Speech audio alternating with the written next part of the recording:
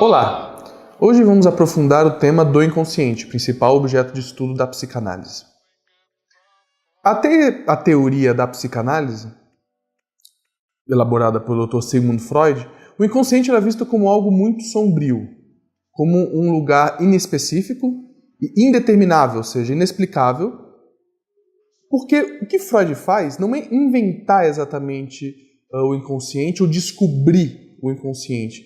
O que Freud faz com a psicanálise é desenvolver um instrumento de pesquisa e de tratamento dos fenômenos do inconsciente. Então, o inconsciente é tudo aquilo que escapa à consciência, que escapa à reflexão do indivíduo, que escapa àquilo que o indivíduo poderia pensar sobre si ou sobre o outro. Podemos também entender o inconsciente como uma outra cena, um outro lugar impensável, infalável, que tem, apesar dessas características, uma alta potência de incidência no comportamento do indivíduo. Isso precisa ficar muito claro. Então, o inconsciente, apesar de não ser percebido, tem muita força de incidência através dos fenômenos, dos fenômenos do inconsciente pesquisados por Dr. Sigmund Freud. A psicanálise, então, é um instrumento de pesquisa e de tratamento desse inconsciente. Esse inconsciente que se apresenta através de atos falhos, através de piadas, xistes, através dos sonhos, através dos esquecimentos e principalmente através dos sintomas que o sujeito apresenta. Entendendo que todos esses fenômenos, eles são fenômenos do inconsciente, e uma característica que une todos esses fenômenos é que eles são incontroláveis. O indivíduo não consegue controlar com o que vai sonhar, ele não consegue controlar o que a palavra que escapa do discurso, ele não consegue controlar um esquecimento e muitas vezes ele não consegue controlar um sentimento, uma emoção desprazerosa. Ou seja, o inconsciente em seus fenômenos, ele se apresenta através do incontrolável. E além disso, além desse fenômeno incontrolável, que me escapa, o inconsciente também pode ser entendido como tudo aquilo que tropeça, como tudo aquilo que escapa, como tudo aquilo que o indivíduo, por alguma razão, não tem controle sobre. Então, o inconsciente, ele se apresenta dessa forma, nesses mais variados fenômenos. A pesquisa desses fenômenos vão se tornar fundamental para a prática dessa psicanálise, dessa nova disciplina. Qual o primeiro objeto de estudo da psicanálise? Um fenômeno bastante comum, bastante recorrente no final do século XIX, era uma patologia, a chamada histeria. Através da clínica da histeria, Freud desenvolveu as abordagens, desenvolveu a percepção para todas as outras psicopatologias, como uma espécie de desdobramento da clínica histérica. Estou falando aqui dos fenômenos perversos, estou aqui falando da obsessão, dos fenômenos obsessivos, dos fenômenos compulsivos. Estou aqui falando também das psicoses. Tudo isso a partir de uma clínica inicial, uma clínica experimental, que é a clínica da histeria. A histeria se caracteriza por, entre outras coisas, uma série de fenômenos corporais não controlados. Voltamos à tecla inicial do inconsciente se apresentar como fenômenos que o indivíduo, por alguma razão, se apresenta, atravessa ele e ele não controla, apesar de tentar dar uma explicação mais ou menos plausível para esses mesmos fenômenos. Então, a hipótese do inconsciente, que é isso que é o inconsciente, todo um campo hipotético, né, para o entendimento desses fenômenos, porque falei também, em algum momento, que o inconsciente estrutura até a fala do indivíduo. Estrutura a fala do indivíduo, estrutura o comportamento do indivíduo, estrutura as patologias do indivíduo. Essa hipótese do inconsciente como um lugar que o indivíduo não pensa sobre, mas que é atravessado por todo o tempo. Esse inconsciente está o tempo todo atravessando o indivíduo.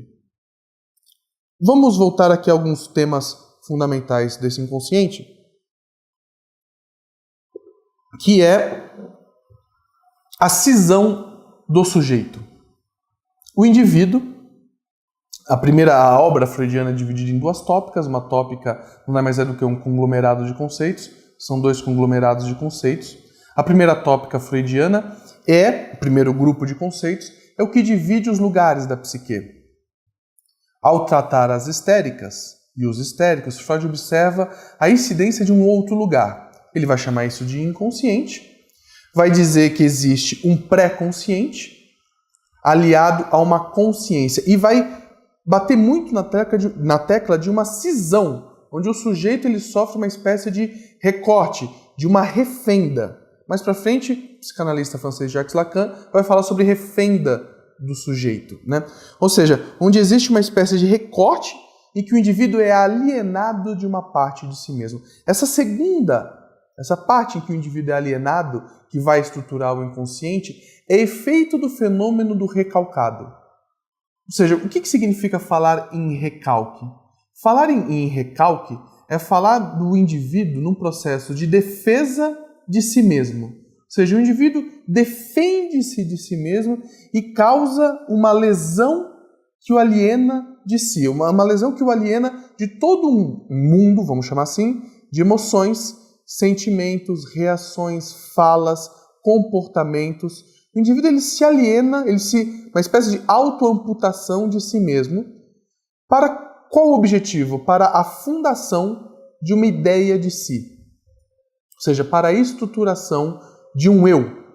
E nesse movimento, tanto a consciência quanto o pré-consciente vão se aliar para a constituição de uma ideia de si, que mais para frente vai estruturar o ego do indivíduo. Esse eu, né, que se separa através do recalque de todo um mundo, todo um campo emocional, constituindo assim o inconsciente, esse eu é estruturado a partir de profundas identificações que o indivíduo estabelece com o outro e com os outros. Essas identificações nada mais são do que uma característica, mais um mecanismo de defesa, mais um processo psíquico determinado por Freud, que é a característica de trazer atributos e noções e características dos outros para si mesmo, para o próprio mundo interno. Trazer o mundo externo, as características do mundo externo, para a constituição de um mundo interno a partir do movimento do recalque. O indivíduo se separa de todo um campo emocional, constitui assim um eu. Esse conteúdo alienado vai estruturar mais para frente, na segunda tópica freudiana, que é a tópica estrutural do id, ego e superego. Esse conteúdo alienado, esse conteúdo recalcado, esse conteúdo rejeitado, vai estruturar mais para frente a estrutura do id, ou a estrutura do isso. Esse id, ou esse isso, que deve ser entendido como o inominável, o indizível, forças do inconsciente, que na primeira tópica, nessa divisão consciente, pré-consciente e inconsciente, na primeira tópica o indivíduo ele é rachado, ele se separa desse conteúdo a partir do efeito do recalque, e na segunda tópica esse conteúdo recalcado vai dar luz a essa estrutura do id, que vai exercer pressão, vai exercer força, vai exercer intensidade sobre essa segunda estrutura que é o ego. Para isso é muito importante, você que está vendo esse vídeo, fazer a leitura de um texto freudiano chamado O Ego e o Id, de 1923. Nesse texto, Freud determina muito bem como se deu essa divisão, como se dá essa incidência, como se dá esse entrechoque de forças. O fundamental aqui, para a gente entender esse inconsciente, é que ele, no primeiro movimento, ele é entendido como efeito do recalcado, ou seja, o indivíduo reprime e recalca, ou seja, tenta, né, se afastar do conteúdo reprimido. É isso que a gente precisa entender nesse primeiro movimento do inconsciente. E nessa segunda tópica, nesse segundo entendimento que Freud faz sobre o inconsciente, esse conteúdo recalcado ele vai ganhar mais um atributo que vai dar luz ao id. Esse conteúdo recalcado ele se aglutina ou ele soma forças com um conteúdo instintual, um conteúdo inato do indivíduo, ou seja, o recalcado mais o inato do indivíduo, dão luz ao id, que vai exercer força contra a ideia que o indivíduo mantém sobre si. Esse choque de forças vai dar luz ao conflito neurótico, vai dar luz ao conflito emocional do indivíduo, que essa tensão, esse choque vai gerar tensão, essa tensão se apresenta de muitas formas.